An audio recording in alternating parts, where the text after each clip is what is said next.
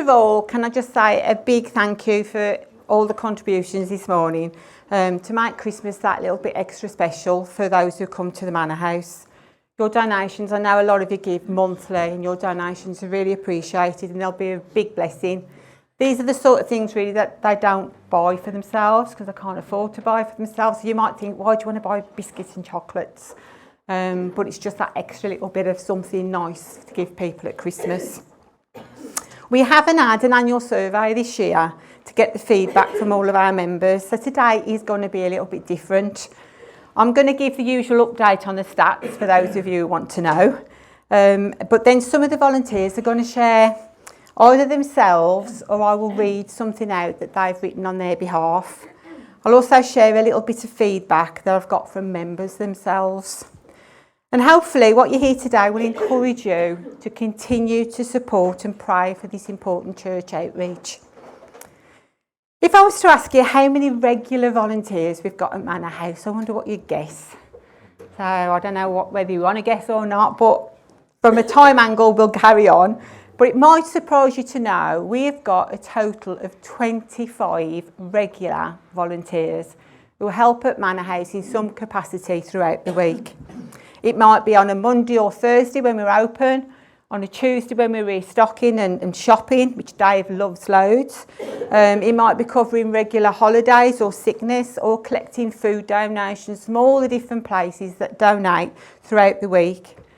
And that doesn't count the people who are working behind the scenes, like the trustees, fundraisers, prepping the newsletter, helping with all the different activities that go on throughout the year for members and their families. So there's so many people who are involved in this work. Some of the volunteers help on more than one day or in different ways. And we really couldn't run this work without your help. So it is a massive thank you. I know some of the volunteers who aren't part of this church have come this morning. It's a massive thank you to everybody who does help. I often receive emails or texts from new members. And I just want to start today by sharing this one example with you before we go any further. And it's from a lady, and she said, I have just been for my first shop in Manna House Pantry and wanted to say a massive thanks to all of the kind volunteers for their help and cheerful banter this morning. I felt very accepted, not judged, and was given a real sense of dignity. Thank you for the incredible service you provide. I'm so grateful for the food I chose, with love. And as I say, that's just one example of thank yous I get throughout the year. I might get emails, I might get texts, I might even get phone calls from people who just want to say thank you for the help that they've had. So before we get started and get into the stats, I just felt it right to share a couple of well-known Bible verses with you today. They apply to every one of us who believe, but I briefly want to encourage those of you who volunteer. You know, sometimes it can feel like a thankless task. And I'm sure some days you don't feel like turning up, but you still do. And the verses, as I say, are really well known. It's from Colossians 3, verse 23 to 24. And it says, whatever you do, do it heartily as to the Lord and not to men, knowing that from the Lord you will receive the reward of the inheritance, for you serve the Lord Jesus. In the Amplified Bible, it puts it like this. Whatever you do, whatever your task may be, work from the soul, that is putting your very best effort as something done for the Lord and not for men, knowing with all certainty that it is from the Lord, not from men, that you will receive the inheritance, which is your greatest reward. It is the Lord Christ whom you actually serve. Can I encourage you to remember who you're serving on those days when you feel like giving up or not appreciated, not just at Manna House, but church too. Those of you who work for church, remember who you're serving. Your help is invaluable. I've read this poster before. We've now got it up in the kitchen at Manna House, and it says, volunteers are not paid, not because they're worthless, but because they are priceless. And that is so true, and I really want you all to remember that. But I came across another quote which really made me think this week. And again, it's applicable to all those of you who believe. And it says, the purpose of your life at work is to show that God is at work in your life. Just think about that for a minute. Those of you still working or volunteering, whatever, the purpose of your life at work is to show that God is at work in your life. If we really stopped and thought about that, I wonder what an impact it would have on all of us, either in our day-to-day work, when we volunteer at Manna House, or just generally as we come into contact with people throughout all different walks of life. Our purpose should be to show that God is at work in our lives. So let's start with the stats. Here we go. Now, you may not have realised this, but tomorrow will be 5 years exactly that we opened Manna House. 5 years. We opened on the 18th of November 2019. That's the informal opening. When we opened, there were just 10 pantries across the UK and Ireland. Now there's 123. That's how much the work is needed. So hopefully these figures will come up. We're at maximum capacity. I don't book any more than 200 members because of just coping with it. And we're at maximum. We've got 200 members. And that consists of 536 people, 309 of them are adults and 227 are children. 162 of those 200 people have shopped in the last month. So that's how regular people are coming. And there's only 12 that have been approved and not yet visited. A reminder as well, in case you didn't know, everybody has to live within 3 miles of the pantry to become a member. But since we opened 5 years ago, we have helped an additional 492 families. Some of those have voluntarily given up their membership because they no longer need our help. The rest haven't used us for 3 months or more, so their membership has automatically lapsed. But you know, we often get members ask for their membership to be reinstated months or even years later as they find they need our help again. And only last week, our very first member to register shopped again because she requested her membership to be reinstated because she needed the help. So far this year, we've had 85 new members come through the doors. I approve more than that, but for some reason, some of them just don't come, despite follow-up emails and texts or even phone calls. But 85 new members have been through the doors this year. And because we're at maximum capacity at the moment, we have got a small waiting list. We book up to 70 shops each opening, so that's 140 shops a week. Now you're ready for the last figure. To date, since we opened, we've had 19,562 shops recorded. That's officially recorded. There's probably a few more that have gone through. Right, 19,562 shops since we opened. So as you can see, we really are needed in our community. Members are really appreciative of our help, but not just the help with the food. The volunteers, their listening ear and encouragement. You know, previously Darren and Claire have shared what Manna House means to them, and we're thankful that we've got other members who are now starting to come to church. And I just want to share a message that Julie has asked me to read out on her behalf now. She's not with us today, I don't think. Okay, so she said, I came to the pantry when my contract at work ended. Manna has given me peace of mind, knowing that I can provide for my family now that my income is reduced. Manna is much more than somewhere to shop for affordable food. I've made some wonderful friends and reconnected with friends. It is a supportive community and I have really needed the support since the loss of my husband. And I'm very grateful to be part of the Manna community. I'm sure you'll all agree with me, it's lovely to see Julie coming to church now. I want to hand over now to some of the volunteers who are just going to share for 2 or 3 minutes. First of all, I'm going to ask Sue, Linda, Gwen and Becky, just for a couple of minutes each, to come and share. I've just been surprised that it's been 5 years since we first started. And I'm a Tuesday person along with Dave normally. Where we receive all the donations and shop and things like that and set it all up really for the next 2 openings. But I'm also a stand-in shopper or anything really. So if they're short of people, then I tend to get a call, can you step in? Or somebody's gone on holiday and I'll step in.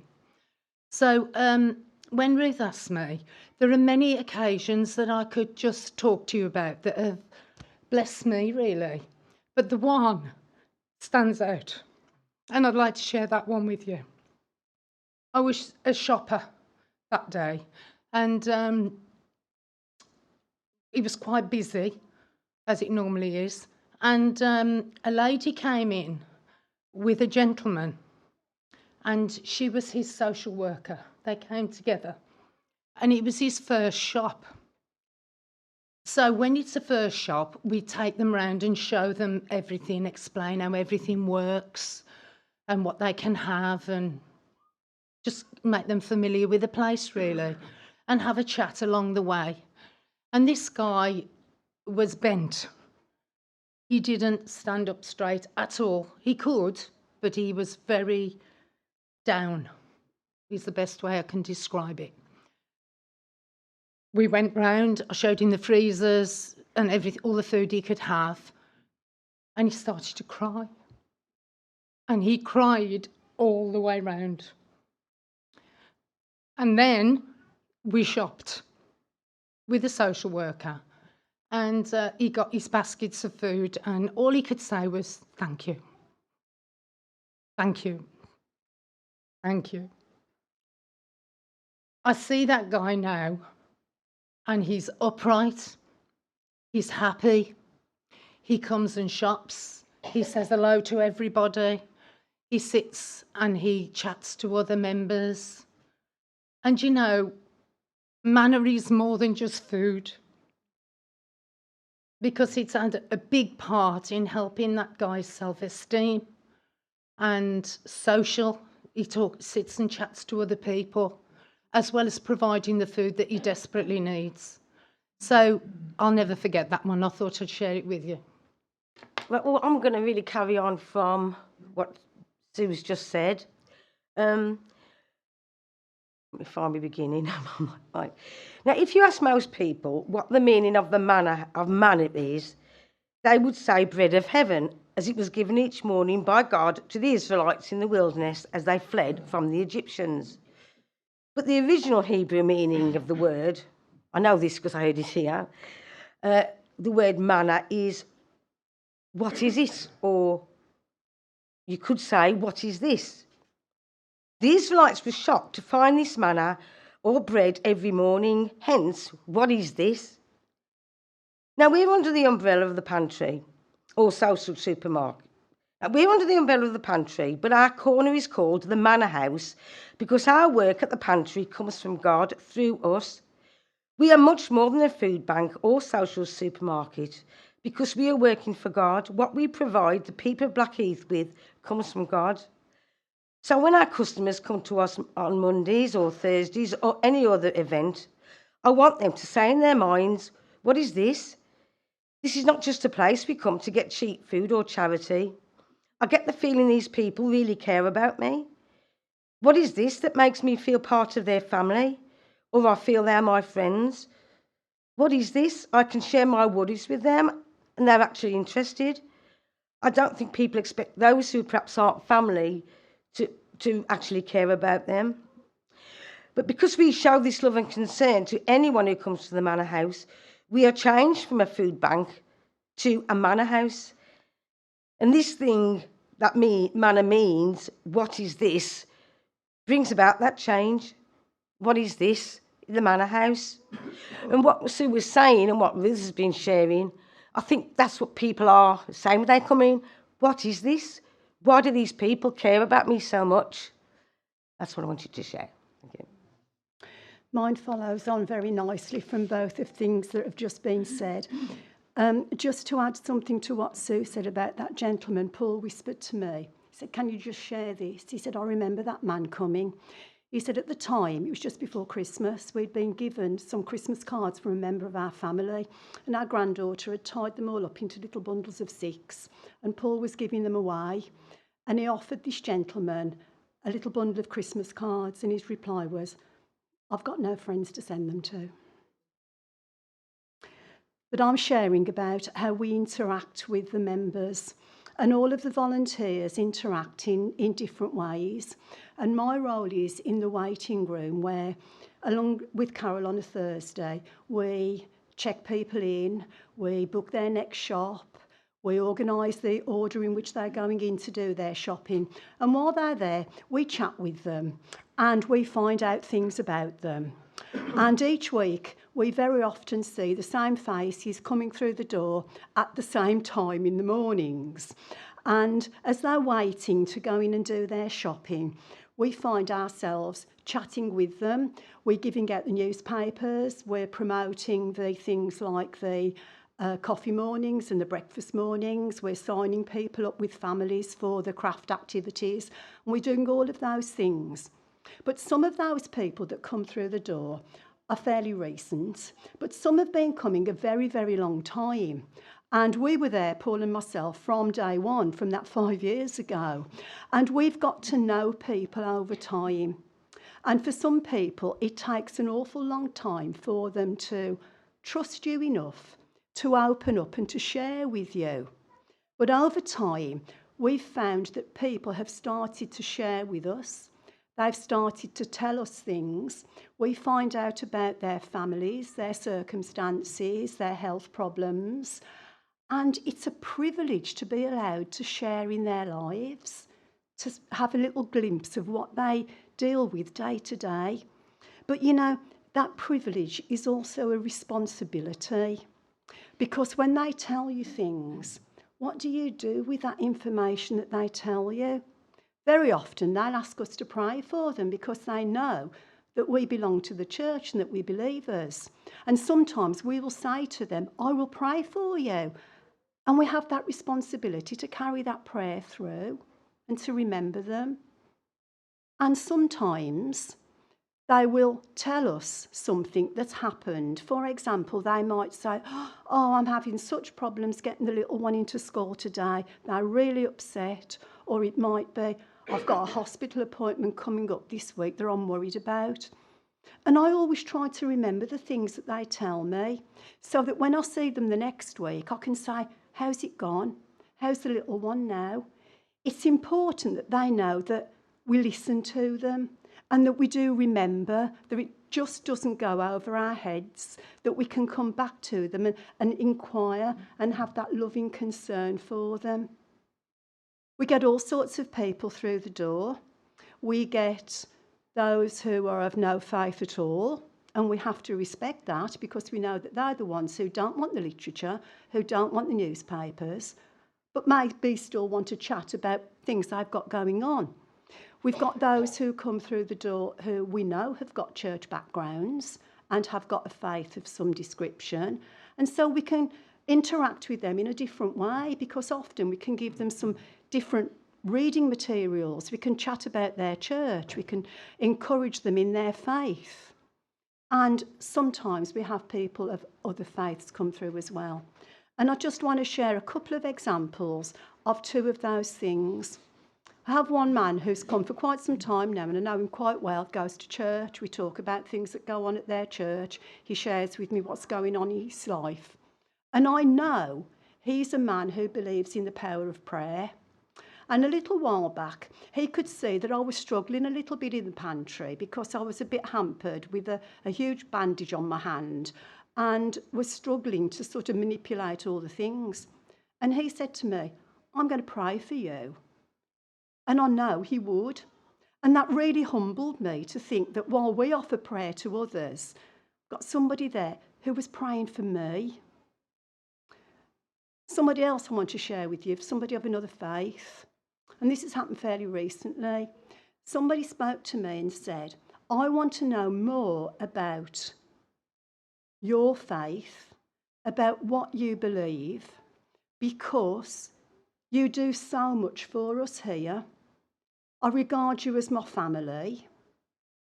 You're so kind. It's not just the food. You share with us.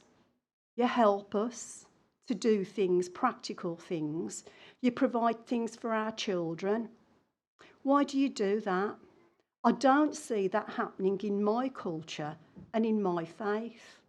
and I want to know more about what you believe. I want to learn more. I want to read your Bible. I want to understand. And really, that's what it's all about, isn't it? A little love and care goes a long way. In this, we try to reflect Jesus in what we do, so that people do ask why and want to know more. And it's a privilege to share with them when we get the chance. Okay, so mine's very similar to everybody else's, the same kind of theme and what I'm going to talk about. But I've been a volunteer at Manna for almost 3 years. I think that's right. I actually wasn't 100% sure. I nearly rang Ruth and said, "Is that right? Is that right? 3 years?" When I first started my role, I was a packer. That role doesn't even exist anymore, actually, where I used to pack members' shopping into their bags. But over the years, I have progressed into many other roles, and my CV at Manna has certainly become more vast. I later became a shopper, a role I was actually quite nervous about, but it is a role I really enjoy the most, chatting to the members and finding the best deals to get the most for their shop. It's an ideal opportunity to have that few minutes chat and get to know these people. I've had many conversations with many of the shoppers, and they are just so thankful for what they can receive. Manna is more than food. It's about supporting people with conversations, giving them reassurance, and being that listening ear to the problems that they've got. It's also lovely to see the shoppers also give back to other shoppers, because they can donate one of their items to another shopper who may be more in need that particular week. So that's really nice to see. I've also done the signing in, signing out role. This is where shoppers are welcomed into what can be a very chaotic waiting room. Another role of the job that I enjoy.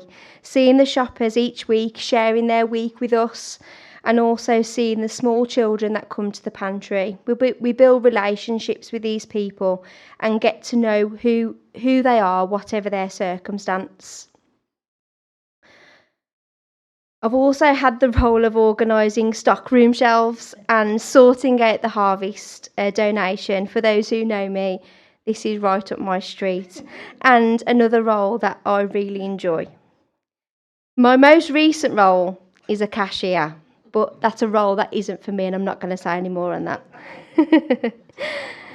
On the whole, I really enjoy helping at Manna, seeing the regular Thursday volunteers like Marion and Brian and Una and Carol and Bruce and stuff, and building relationships with them as well as the shoppers.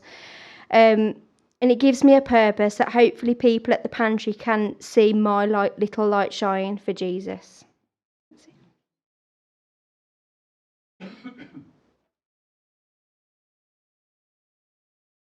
Big thank you there, and I'm sure there's other volunteers here who, if I'd have asked them, they would have got up, would have been here all morning, if not all day. So I'm sure there's many more people who would share, so maybe another time. But besides the interaction with the people when we're open each week, we do have different outreach activities. We recently had the event for the children of Manna House families with the pumpkin carving here, which again, the opportunity was taken to talk about Jesus there and how we can portray him through the pumpkins. The Colour Ladies group arrange events throughout the year, and the most recent of those has been a craft night for the ladies, which again, we took the opportunity to share the gospel there. As you know, we've started coffee mornings and men's breakfasts, and that's the ideal opportunity for Carol and Tom to come and share about how those are going, please. Hiya, church. Yeah, we do coffee mornings, and we started coffee mornings back in January. We've had one every month, and Linda and Dave come and help out with that, and Howard does as well. And Tom comes too. And we've had between 5, I think 4 is the least we've had, and I think 12 is the most we've had. And it's quite nice. They come, and it's just purely to sit and have a chat. We put the world to rights and talk about all sorts of things.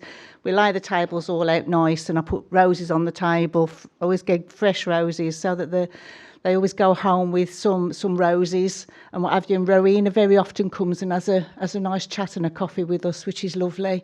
And it's just a nice time to have that little bit more time to socialise a bit more, because sometimes at the Manna House it's a bit rushed.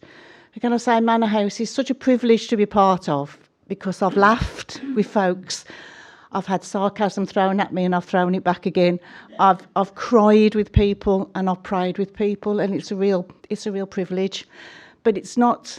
I was just sharing about coffee mornings, but you know, you throw a pebble in a pool, and the ripples go out, and it's far-reaching, more than just Manna House. Because this week, I think it was a link with the governor. Did it come through Manna? It came through Manna.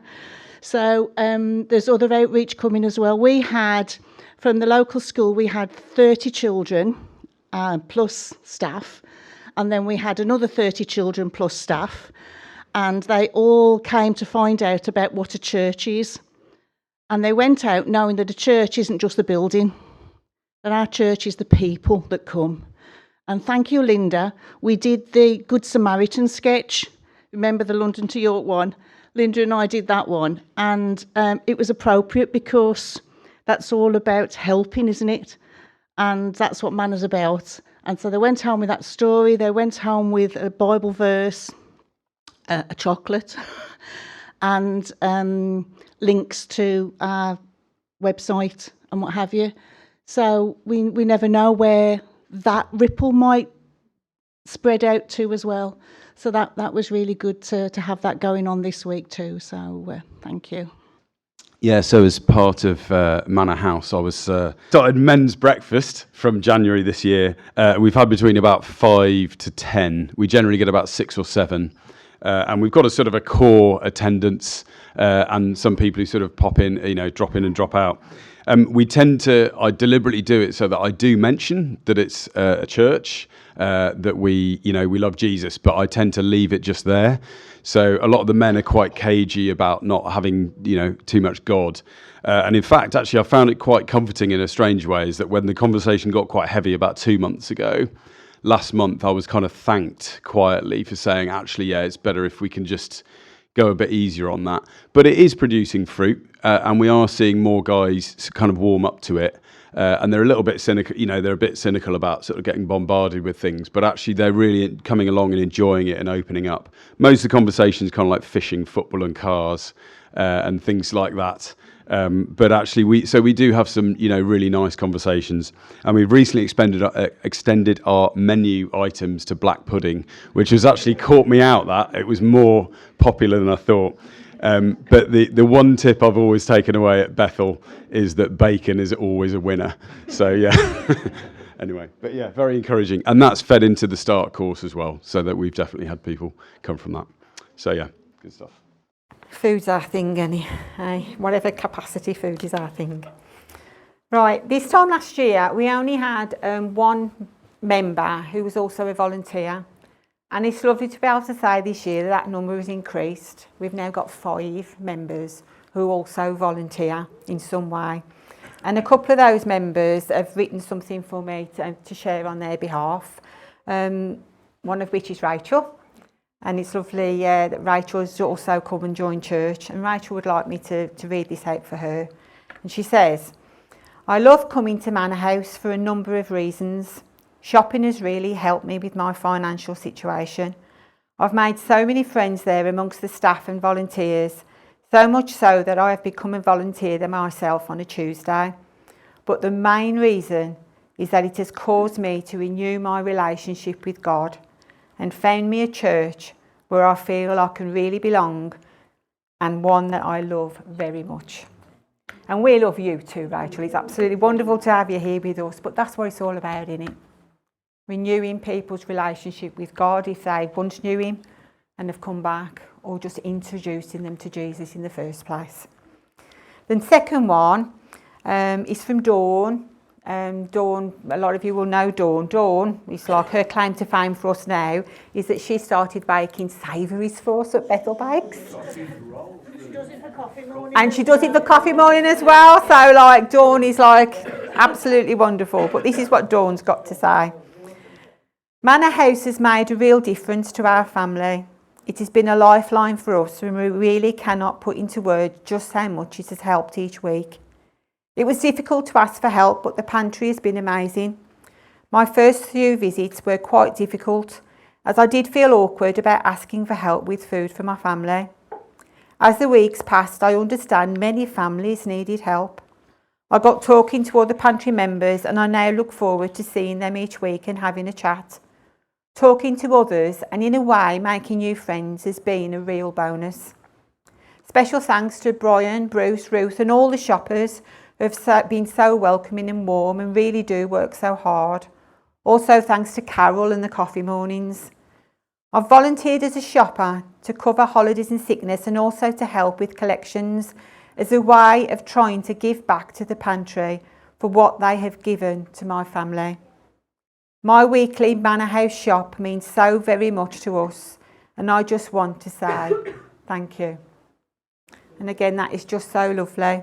It's great to see members wanting to give back themselves in other ways too, and especially when they're in a better position themselves. And I just want to share a couple of messages, recent things that have happened of people who wanted to give back in different ways. First of all, this lady sent a card along with she actually brought it in along with the donation, and the card said, "I used to use the pantry the year before starting uni and my first year of uni. Eventually my timetable and pantry hours clashed, so I couldn't use it, but whilst I did, it was very helpful. I graduated this year and now I can give back. I thought a small shop would be the best way. Thank you for helping through my hardest times. I hope the donations are helpful. You lot are amazing humans." And again, that's just a lovely message, and she brought in a donation just a few weeks back of things having been on the other end, things that she knew would be really helpful. And then this email that came a couple of weeks ago. "Hey Ruth, you may not remember me, but you and your team helped me and my family when I needed it and was going through a rough time. Myself and my 8-year-old daughter have bought and organised some gifts for men, women and children that come into your store. We were thinking of dropping them in near Christmas and letting my daughter see some smiles for half hour. If we can do this, if not, I can drop them in. I just wanted to give back as I'm now in a good place." And again, that's just amazing, isn't it? Obviously, I replied saying yes. Obviously, you're very welcome. So those are just a few messages. I could have, in fact, this year I think I'm going to save them. And we can have a real, not to have to share them all, obviously, but just to see that the feedback. We've got a book at the pantry, and I want to remind volunteers, use that book. There's a book at the pantry to record your stories as and when they happen, just the things and things to like share with church. Please use the book, because I had a look and it's not being used anywhere near as much as it used to be. So it would be really good to just write things down as they happen, because very often we don't remember them. We've been really blessed again this year, with especially over the last couple of months with donations, but the harvest donations have been amazing from schools and churches. We've been successful in obtaining grants too. And the most recent of those is absolutely amazing. And Mark is going to share about that now. First of all, I just am amazed sitting there, being part of the pantry since the date started, or even before that. Church here, who prayed the prayer of Jabez? That was our prayer for the church. If you don't know what that is, ask somebody who attends church. You know what God said? Yes. And I think by what we've heard this morning, God said to Bethel Blackheath, yes. And we should be absolutely amazed and blessed as a church that we're able to do this kind of work. From trustees, there's 5 of us here this morning. They form the board of Down the Road. Thank you to anybody who volunteers in any way, shape or form. Thank you, thank you, thank you. Because without you, we couldn't do what we do down the road. So thank you. And let's look forward to exceedingly more, abundantly more. It's our mission field, church. And I'm sure that God's going to bless us in the days in which we are and we're working for him. So I just want to thank our Thomas. I didn't know he was going to be here this morning, but our Thomas has worked with me on this one, encouraged me, I have to say, to apply for this grant. So last week, as I was speaking at church, for those that you were here or have heard on the podcast, I said when we went down the road as a church, how many people thought, wow, this place is never going to be anything. It was a dirty old warehouse if you remember back 5.5 years. And we've converted it to what it is now. And it's obviously working well within the community. But it's nice to have nice things. It's nice to be more comfortable. So down the road, we've just been awarded a grant that's going to provide us with air conditioning. It's going to provide us with solar power, LED lighting, and insulation. That's God's provision, I believe. You can imagine how much that's going to cost. It's all funded because we've got a grant to cover it. So those who work there, you're going to all be done by the end of January. So in the summer, you're going to be warm. Sorry, in the summer, you're going to be cold. And in the winter, you're going to be warm. And our bills for power are hopefully going to get through the floor because we're going to put solar power on the place as well. I just want to thank our neighbours as well. You know, our neighbours, Naaman and his mum, who own the place down the road, they're super supportive of us, really. We rent the place off them, but they're super supportive of what we do. And to have good landlords is a blessing also. So that's where we are as a church. Let's look forward to doing more. Just before I sit down, I'm reading a book at the moment, Church Growth. And I suppose most people think of church growth, as I do, of people coming through the door and becoming huge churches. But what's the book's? I'm only a quarter of the way through the book. But what the book is really emphasising is church growth is service for God, and not necessarily the numbers that come through the door. And I can say, as a church here at Blackheath, not just by people coming through the door, but in our service to God, we're growing. We're growing amazingly if you look at the figures that we're producing. So keep up the good work, and I'm sure that as we keep up the good work, God's going to bless us more. So keep it up. Thank you. Now, I've got to be honest, I did expect a cheer when I heard you're going to be warm in the winter. Those of you who volunteer, I expected a cheer, a clap. I expected something, not complete silence. Come on. How good is God? Seriously, that is absolutely amazing. Simon, no more hassle with the fires. Just think about it. Okay. Sorry? No more? Yeah. Becky some weeks, she's like the Michelin man because she comes that dressed up to stay warm. It's unbelievable. But seriously, we are so thankful to God for his faithfulness with this project. He continues to bless, encourage and astound us with his provision. I've said before, it's amazing how we're often in need of something, we've run out of it, and it comes through the door in donations. If you're not already involved in this work and want to know more of how you can help, please don't hesitate to ask. But most importantly, can I ask you all to continue to pray for the work, for the people who come through the doors this week, that they would see God's love for them, because that's what it's all about, and they'd want to know more for themselves. Pray for Tom and the other volunteers who seek to connect with people week in, week out, in whatever way that is. I'm going to ask the band to come back now and start preparing for our last song. We're going to finish with the song. You probably saw the theme at the start. It's all about today, God's faithfulness. And we're going to finish with the song, Great is Thy Faithfulness. I pick this every year for Manna House Sunday because I can't think of a better song to finish with, as God has always been so faithful to Manna House. And we pray he will continue to be as we seek to serve him and reach out to the community in this way. I've just put the chorus up and it says, Great is thy faithfulness, great is thy faithfulness. Morning by morning new mercies I see. All I have needed, thy hand hath provided. Great is thy faithfulness, Lord, unto me. You know, I'm sure we can all sing that personally, but we can also definitely sing it this morning for how he has provided for the Manna House since we first opened, but definitely over these last 12 months. I hope you've been as blessed as I have by what you've heard this morning. Thank you.